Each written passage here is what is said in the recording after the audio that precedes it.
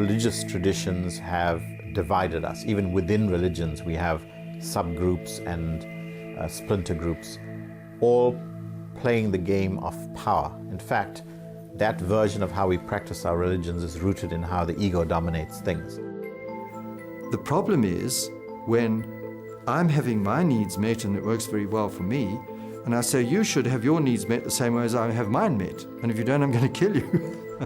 And I think one of the things that often becomes sticking points around religion is the preachy side of religion. You know, why are you telling me stuff? It's your knowledge, it's your experience. Who are you to tell me that I should apply this in my life? Throughout history and even in contemporary life, we do see that the external, the form, the cultural, often tends to dominate.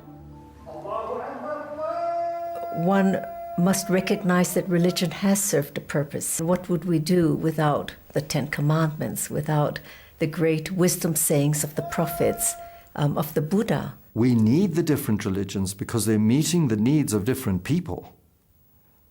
And that's valuable, that's rich, and it's necessary. It really is supposed to be a journey of self-discovery. As much as you have a teacher and a mentor and a person who comes into your life and guides you, you're actually supposed to find this divine experience within yourself. So the challenge, the practice is necessary, not to make it part of you. It's already part of you.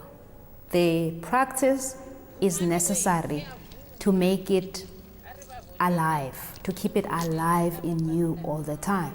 We have been given great scripture and revelations by the various messengers, prophets, and spiritual lights over the millennia.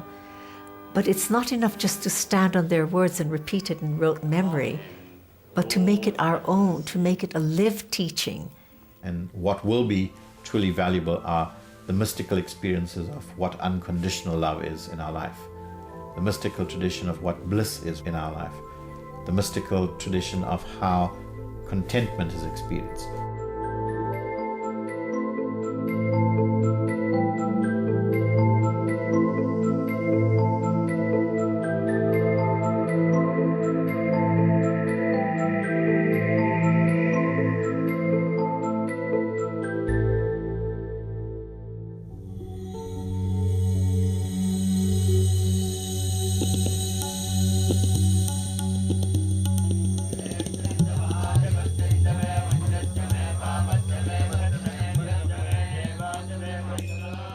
In the Bhagavad Gita, which is one of the sacred scriptures that is the handbook for life, Lord Krishna, who is giving this wisdom to Arjuna, the individualized man, he explains that the whole world is like an inverted banyan tree, that its roots are located in divinity, and it is that constant intelligence that is flowing into creation that creates the abundance that you see in terms of the leaves and the trees, etc.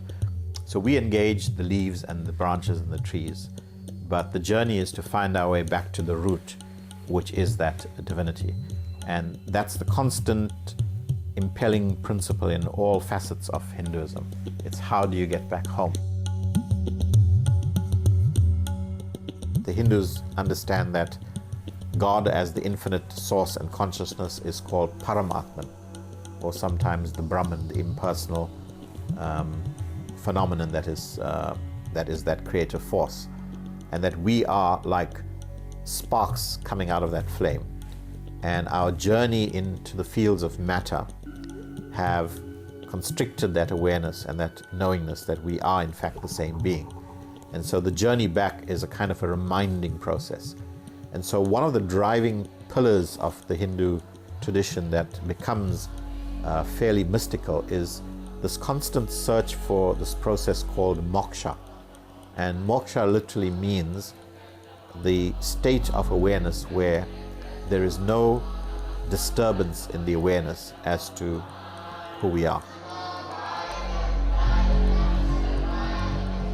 And so the journey, the mystical journey for a Hindu is the journey from the contained, restricted consciousness and awareness to the expanded, transcended consciousness that I am God.